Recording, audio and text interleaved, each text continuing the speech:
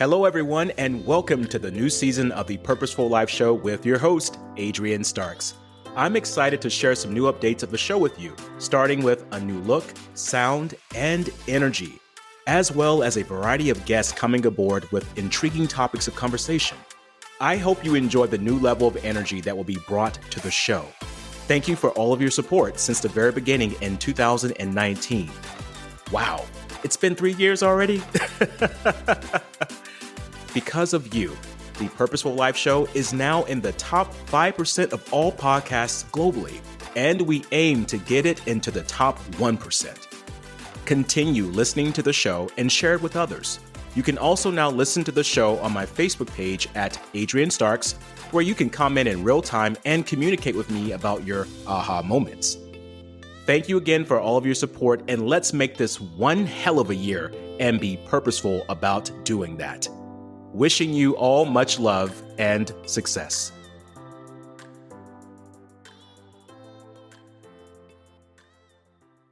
Where does education really stand in today's society? Times have changed, and there's an excess of information coming to us through multiple sources of media at an accelerated pace. How accurate are these new resources compared to our previous ones? Traditionally, are we leading our next generation into the right or misguided directions?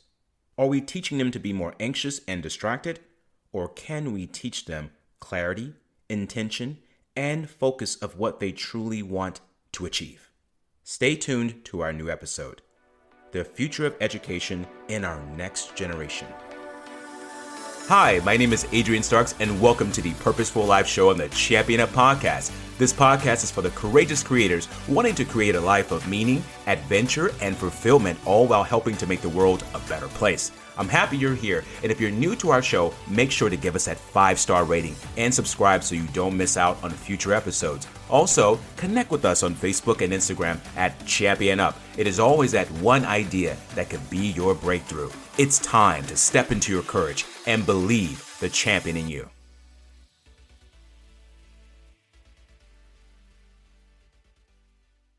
Welcome to the Champion Up Podcast and the Purposeful Life Show. I am your host. My name is Adrian Starks, and I'm so happy to have you back for another amazing and powerful episode. Before we get started, make sure to give us that 5-star rating and subscribe to the show so you don't miss out on the amazing content coming to you weekly. Today is a exciting episode for me because we're going to talk about education, actually the future of education and our next generation. That's so important. We have a special guest on. Her name is Fatima Zaidi. Fatima, can you say hello to our audience today? Hello, everyone, and thank you so much for such a warm welcome. You're very welcome. So speaking of warm welcome, Fatima Zaidi is an entrepreneur, philanthropist, and an acclaimed TEDx speaker. She is the founder and CEO of Project Instigate, an organization dedicated to the academic leadership and personal development of post-secondary students. As a writing tutor, academic mentor, and a former student representative, Fatima identified various gaps in the education sector.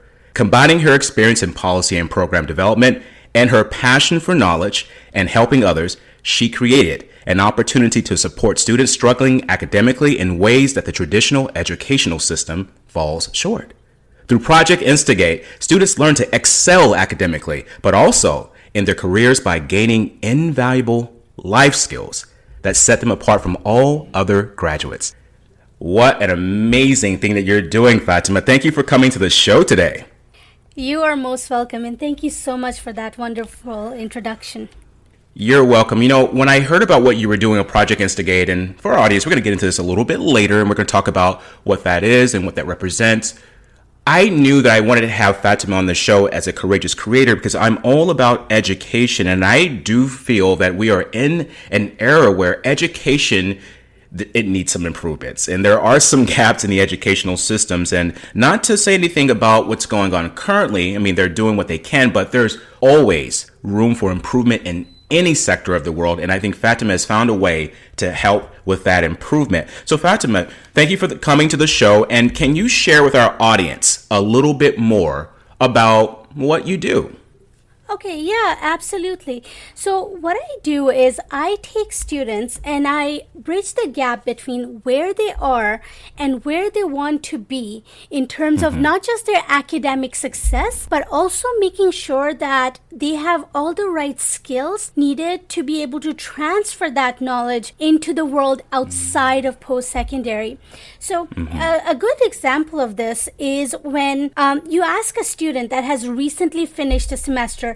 It's a time where they're feeling relieved. They just got through their exams and they're getting ready for the next semester. And you ask them, and most of them will give you this a very similar answer. And you ask them, so what did you learn this past semester? And most students will say, I don't know. And they'll just shrug their shoulders, and once the exam is over, students don't remember what they learned.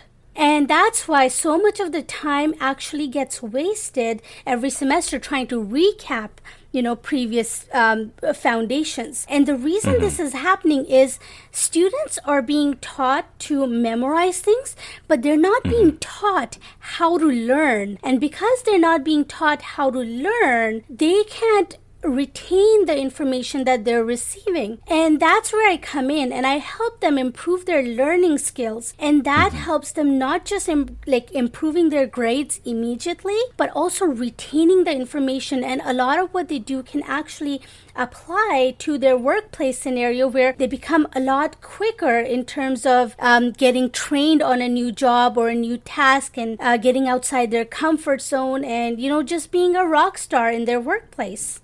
I love that. And the idea that you're focusing on the learning perspective and not just memorization, because that's what we've been taught. I was taught growing up, rogue memory, which half the things that I've been taught to memorize in schools I don't even use to this day. So it's great to know that there are ways that kids can learn that can apply to everyday life, which I love what you're doing. And this is why I love your passion for helping prospective and current university students improve their academic, leadership, and personal development skills. But when you're working with these students, or even working with the students that could potentially be in these universities, what are some fears that you find students have when entering into this new world, which college tends to be for us at times?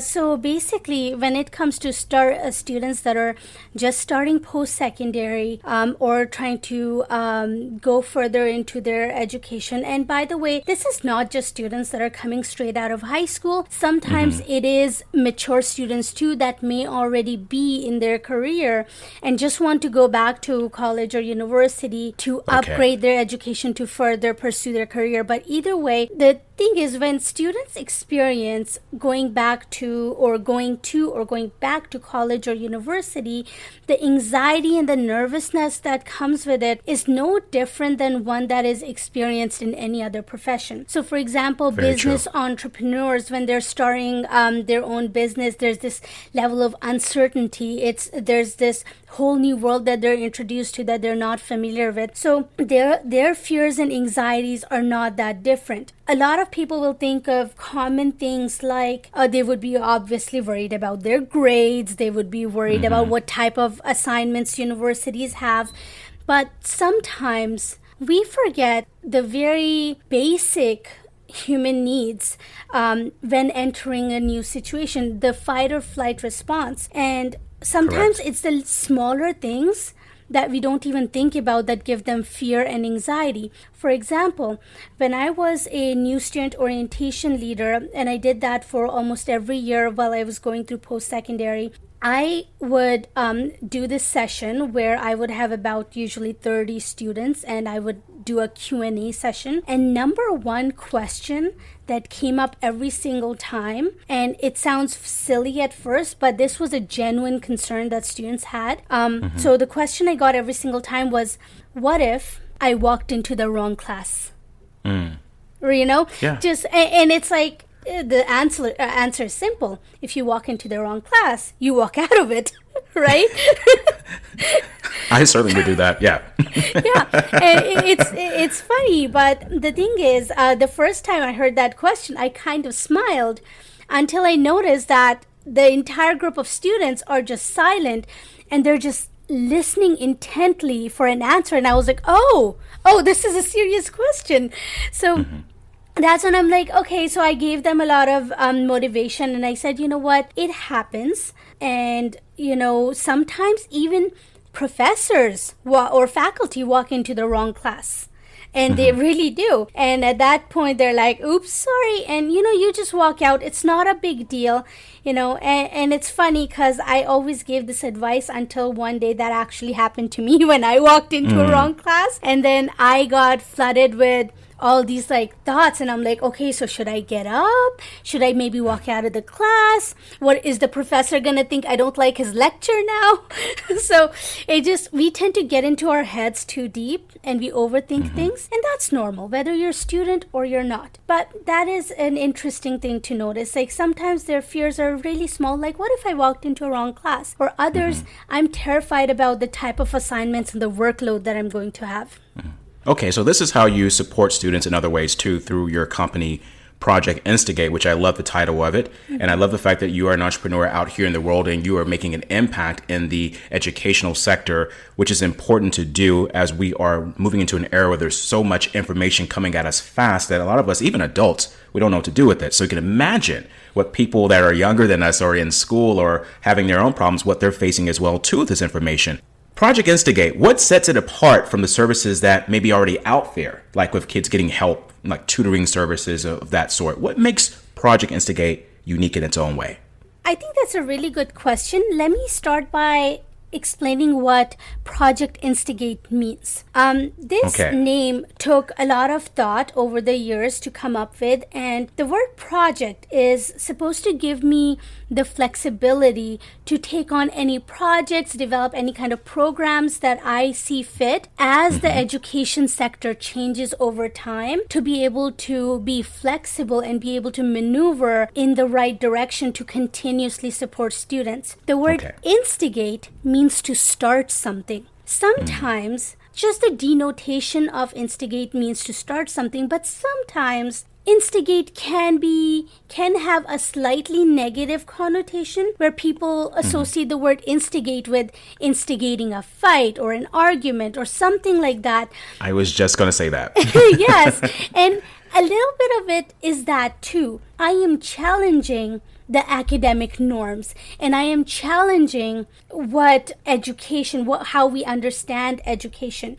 And what sets Project Instigate apart is that it's not a tutoring service. So I mentor and I coach university students in the challenges that they face in their university. I don't tutor them in specific subjects. I think there's already enough amazing tutors out there. What I tutor them is in critical thinking skills, personal development skills, leadership skills. I teach them how to think in an interdisciplinary sense. So for example, how do you take what you learned in English and then apply it to criminology, and then apply that to psychology, and then apply that to mathematics, that kind of thing. Every discipline is called a discipline because it has its own way of thinking. And so by helping students become more critical thinkers, not only am I impacting them in a short term where they see a drastic improvement in their grades because of this new ability to learn better, but it also creates a long-term shift in their mindset. It gives them a learning mindset, and it allows them to be able to take these skills and apply them in any aspect of their lives, be able to take information from any place and be able to apply it anywhere else in a totally different scenario. And that's what I do with students. I basically help them think. I love that. Critical thinking skills is so absent in many people today. And I just want to ask you a question here. Where were you years ago when I was in college and I needed you? Oh my, come on now. I could have used you years ago, but I have you now, so that's okay. I'm okay with that. All right. So one thing that I love that you say, Fatima, is that you had an amazing quote. We live in a time when it's not about just improving grades. A degree alone no longer guarantees a job. Hello, I know about that one. This is very powerful. What else do they need, or meaning anyone that's moving to the next sector of their lives, if degrees are becoming this thing now that, and I agree with this, there's a lot of places they can look at your degree and they can say, well, you don't have the experience. That's the first thing they usually say. There's no experience. But it's like, but I went here to get my degree. Isn't this what it's all about? And then you get upset because then it's like, I've spent my life or my time here. From some of us, we stay in there a long time. And it's like, I spent a lot of my time here and I have a degree, but yet I can't find a job. I can't get with my career path. I can't choose what I really want. So is it important for the listener today, the student, the parent, to understand that person in this position of sector of education, they need to realize that it's not just about memorizing things and getting a degree, that there's other things far more valuable that they need to incorporate as well too into this process? Yeah, I think you have asked a very deep question, and it has many aspects to it. So first and foremost, I think a formal education is really important. It may not be, it's not the only way of learning. And there are other ways. So basically, this is not to, this all goes into how we define education. But Yes. formal way of education is not the only way to learn. And this is in no way to discredit someone's knowledge who may not have actually gone to a traditional college or university. Yes. But that being said, we are noticing, especially looking in North America, and there's different norms in different geographical regions, but looking at North America in general, because of student loans, it's become very easy to get a formal education in post-secondary. What that means is more and more students are getting college degrees and diplomas and certificates, but that also means that the competition in the job market is increasing. What happens is when you have such a flood of students graduating and and so many people have degrees now, okay, so what sets you apart now? And now it's work experience. I think formal education and work experience go hand in hand. I have seen people who have years of experience in a particular field, they trained in it all their life, they worked in it all their lives, ended up getting laid off because the organization they were working for was changing their direction, and now they preferred people who had a degree. Whereas people who had really high degrees and they couldn't get a job because they didn't have experience. So the key is to have both hand in hand. And what I tell my students, and this is, I'm really big on this with the students that I work with, I tell students that to be successful now, you need to develop a niche before you graduate. Right? Oh, okay. Let's go back to that. So they need to develop a niche. This is for anyone listening to this. Develop a niche before you graduate. Got it. You need to develop a niche before you graduate, not after. So now most students do already have jobs while they're going through colleges and universities. But when it comes to big career changes and getting into their dream careers, if that even is a thing anymore, the thing is, I tell students, don't solely focus on academics. Okay, and then wait till you get into a job to get training and education and everything. I tell them to get involved in a career field as well as the post-secondary education kind of at the same time, whether you're volunteering or getting like a internship or practicum or whatever else. A lot of universities are offering this, but remember, you have to go above and beyond what everyone else is doing. So just because your university may be offering a co-op or a practicum, that means everyone else graduating could also have a co-op and a practicum experience. What are you doing to top everybody else that is graduating? And what that means is pushing yourself outside of your comfort zone, really getting out there, getting experiences, getting volunteer work or paid work in the field of your choice. And what you want to do is you want to find out what you're good at and become a master at it before you graduate.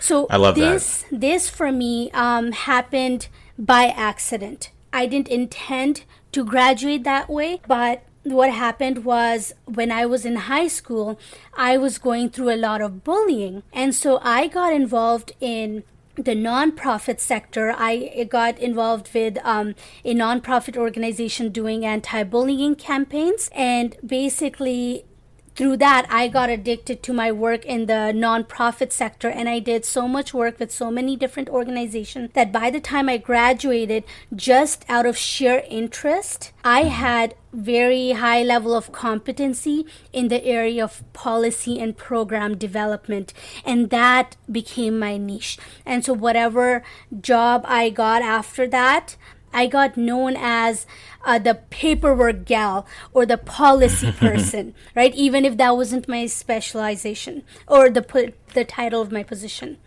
Okay, so I like the fact that you talked about this was the building block of your business pretty much when you went to this other sector here. And you said you kind of Project Instigate, and this was after college or after years of school, that this is something you kind of came across along the way as you built those skills up until that point.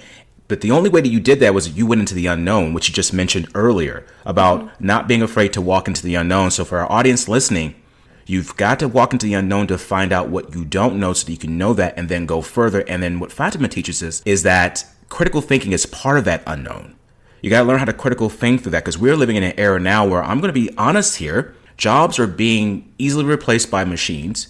And people are being replaced by the plethora because jobs are excelling, they're changing and shifting. And if you don't have that critical thinking skill to know, like, how do I shift? How do I do these things? How do I get better? How do I improve myself in the quality of what I do and how I communicate? Then you're not going to really find what you're looking to find out there in your field that you want. And Fatima is a huge courageous creator. That's why I have her on the show here, because she also has a passion, the other side of her, to get to know her a little bit more, passion for poverty and homelessness. And she was a TEDx speaker in Chilliwack, which is a huge milestone for her. And she talked about this. And this is an example of taking what you're passionate about and walking into the unknown and expressing it. When you're out here in the world like Fatima is doing, and you're teaching people about things, walking into the unknown, doing what you love to do, she lives by that. And for you listening today, I would encourage you highly to go on to Google, get this TEDx Chilliwack talk from Fatima, and we'll give you her name and her information afterwards so you can go and watch this talk and share it, because it blew my mind. And this is also part of what she does. And you're maybe asking, well, what does this poverty and homelessness have to do with education? It has everything to do with it. When we're not properly educated about what's going on around the world or how people are impacted by a lack of education, then we kind of miss the loop of how to help them. So this is why she's so passionate about Project Instigate and also poverty and homelessness. But Project Instigate is the pillar that she is using to help people. And I believe truthfully that this also will help to minimize the homelessness and address some of the poverty across the world, because it is about education. Fatima, you've been on a wonderful journey. I'm sure your challenges have been there on this journey. What has been one of your greatest challenges or one of your toughest challenges that you had to take on to become the person that you are today? I think one of my challenges has been that, so a lot of people who know me don't know this about me. So this is going to come to them as a surprise. But especially considering the business I'm in. But I have actually never been a straight A student. And what? Yeah. I have always been in the B plus range, and that's because the thing is, to do well academically, and to get those straight A's and A pluses, you need to spend, for every hour that you're spending in a classroom, you need to spend 2 to 3 hours studying that outside of the classroom. Right? So for you to be a consistent A plus student, that's the amount of hours and dedication you need to put into that. Me, I was focused on, this came with a little bit of the fact that I was always secure in the fact that I didn't always get A's, because I knew that my passion kind of lied in gaining work experience as well. I didn't realize that that's going to end up being so rewarding for me, but I was just so drawn to actually getting hands-on experience with my degree and applying my knowledge to the real world setting and noticing the immediate impacts that it has when I combine the two. But the thing is that was one of my challenges. I was never a straight A student, but at the same time, that was also my biggest strength, because when I'm volunteering with 2 different nonprofit organizations while working a job, while working as students, obviously I'm not going to be an A+ student because my attention is diverted. Other things were, I grew up in a very conservative culture. Fortunately, I've been privileged enough that my family is a huge supporter of education, especially education for women. And that is a privilege I've had. That's but good. there have also been these conflicting things where on one hand my family wanted to support my education, but then on the other hand there were some cultural norms that would keep getting in the way. So for example, my family wanted me to finish my degree quickly, but at the same time, as a woman, they were concerned about me taking night classes that were 7 to 10 p.m. And so this tended to cause a lot of tension. But the truth is, if I wanted to finish my degree with the university I was going to, it happened to be the case that certain courses were only offered at night, right? Because those were the courses that a lot of professional, mature students were also interested in taking, and they could only take it after their work. So I faced some cultural barriers. I have some areas in which I feel very privileged to have my family support in my education.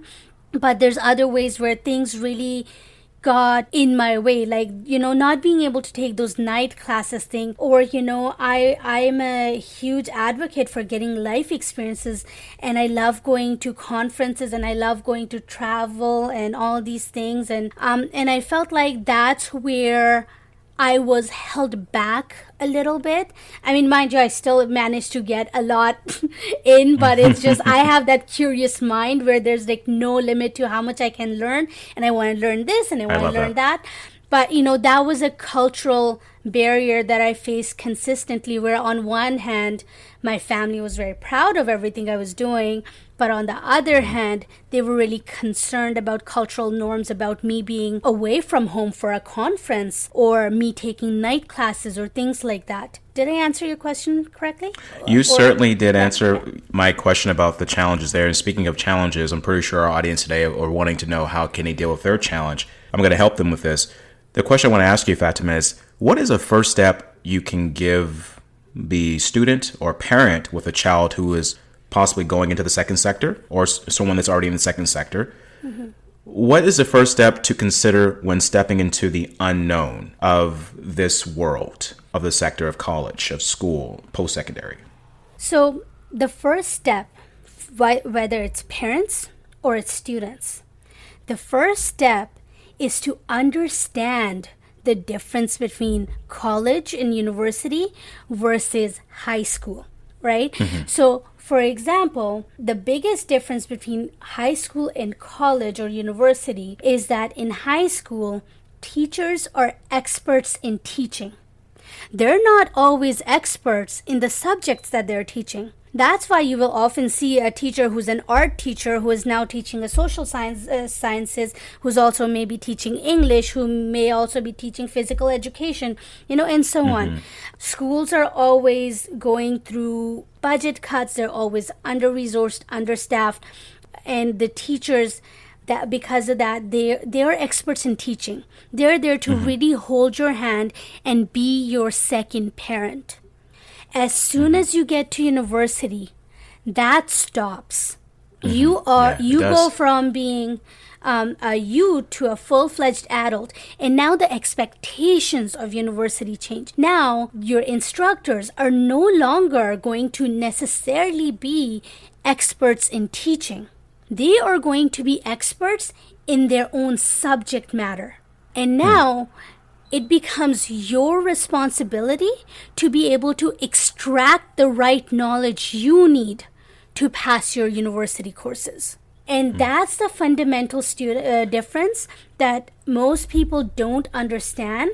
And that's why when straight A high school students will go to college or university, and all of a sudden they're overwhelmed by the type of assignments they've never seen. They're overwhelmed by the expectations. They don't understand why they suddenly got a D. They end up going on academic probation. They got to get that GPA back up right away, or they can't continue their education. But all of this could be minimized if they just understood what their expectations were. And that's another part of Project Instigate is I help students learn to understand the expectations of their instructors of them. And this translates really well into the workplace as well, where now they have a job and they have a manager or a supervisor who has given them something to do. They may not like it, they may not agree with it, but they need to learn to understand what is expected of them. And that's where when students don't learn that, it can seriously minimize their chances of success, or it can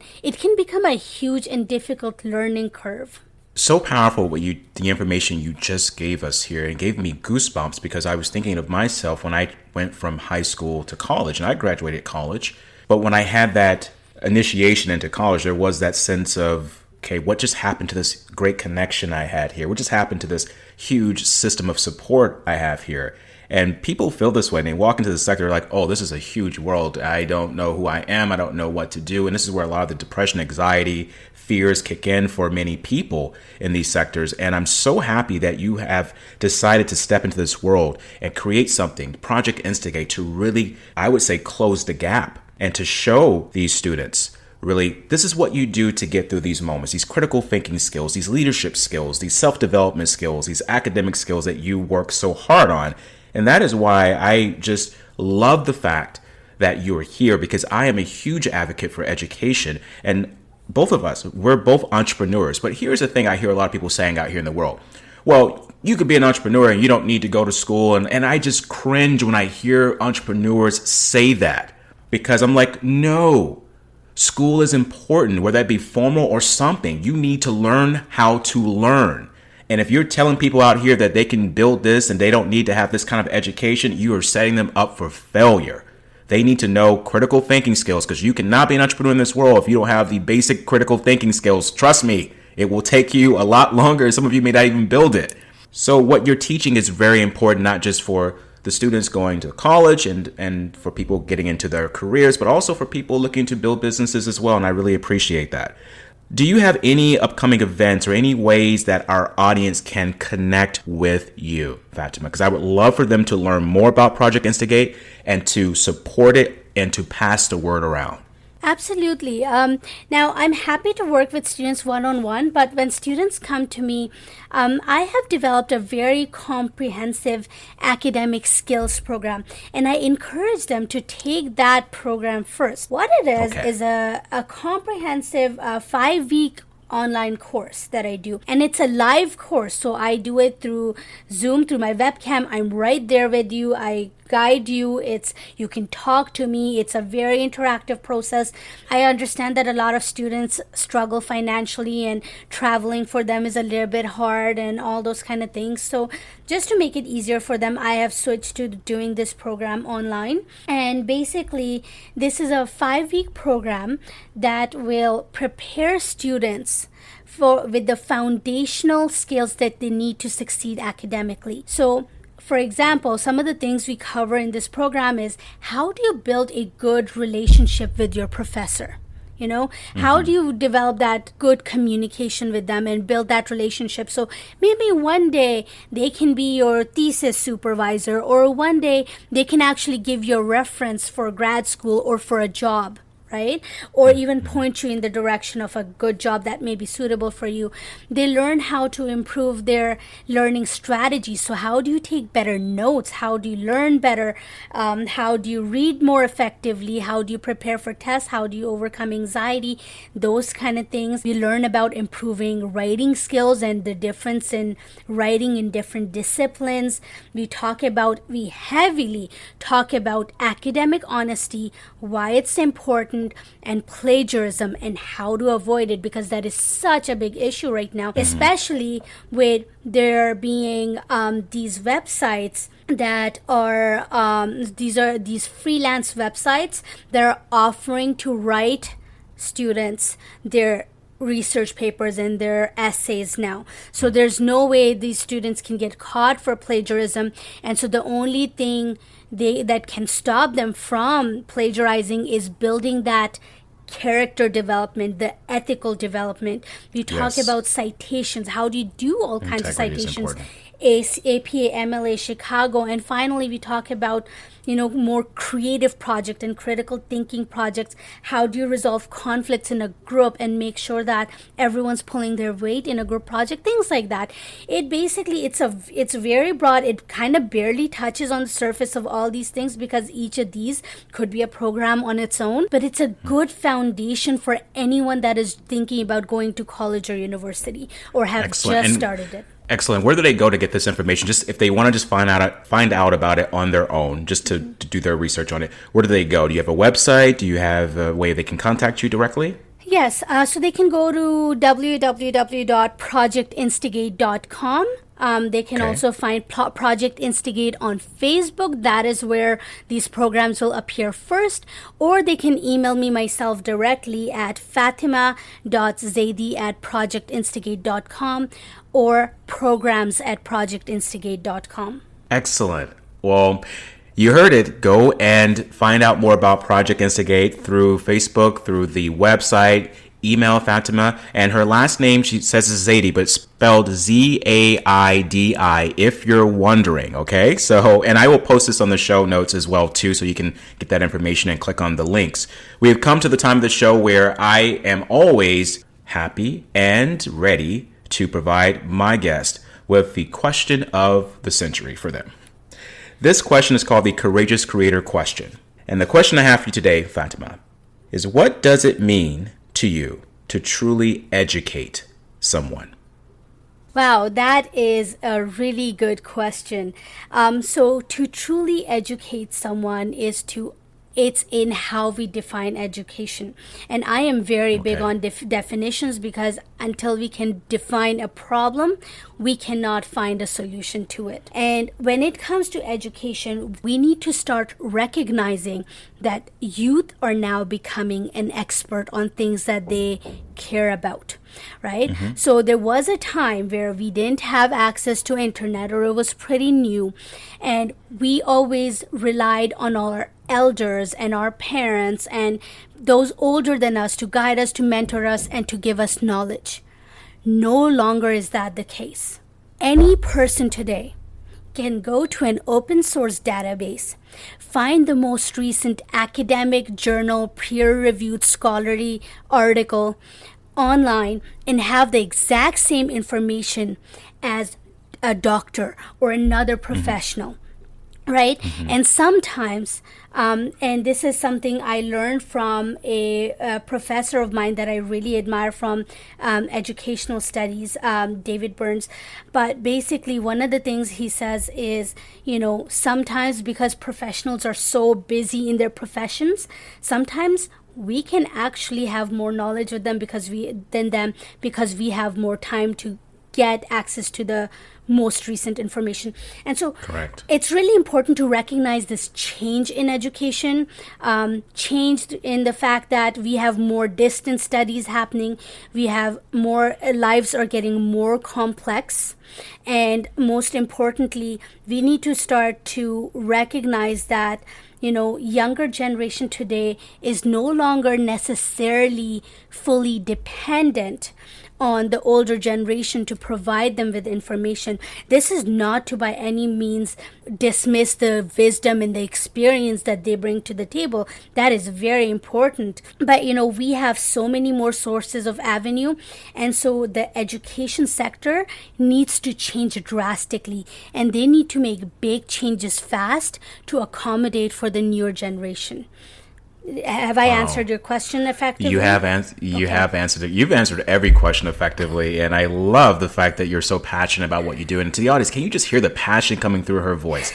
And let me tell you, she is just as amazing on this particular audio in person. So wait till you meet her in person and you really see this passion. And this is why we need courageous creators in the world. People out here who are not just talking, they are actually doing what they say they're talking about, and they're making a major impact by putting themselves out there. And this is a big challenge to do because it's not easy. If it were easy, we all do it. So to our audience today, think about education on a different level that we just discussed today. And how can you help yourself or someone in your life, maybe it be your child or a friend's child or someone who may even be in this sector right now that you know, how can you provide them with the resources to help them better educate themselves to navigate through some of the things they have some concerns with? One way is to direct them toward Fatima and Project Instigate and to let them look at it, let them do their research, and let them ask for help with this, because she is all about helping. And I know that she is on a mission to improve education across the planet. As she mentioned before, formal education is good. It's great. It's always been good. But they're limited to what they can teach. And it's not their fault. But we are in a time where we have to grow. We have to expand, and we have to reach further. And the younger generation and the people behind us, they need that. So Fatima, thank you so much for showing up as a courageous creator on this planet, and we're happy to have you on the show.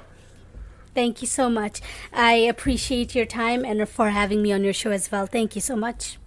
You're very welcome. And to our audience today, make sure that you check out Project Instigate. And until then, I encourage you all to be that courageous creator in your life. This is the Purposeful Life Show and the Champion Up Podcast with myself, Adrian Starks, and thank you for listening. If you've enjoyed our podcast today, don't forget to give us that 5-star rating and subscribe to the show so you don't miss out on the powerful life-changing content on future episodes. Also, make sure to go to championup.net for even more life-changing content. Until then, I encourage you to be the courageous creator in your life.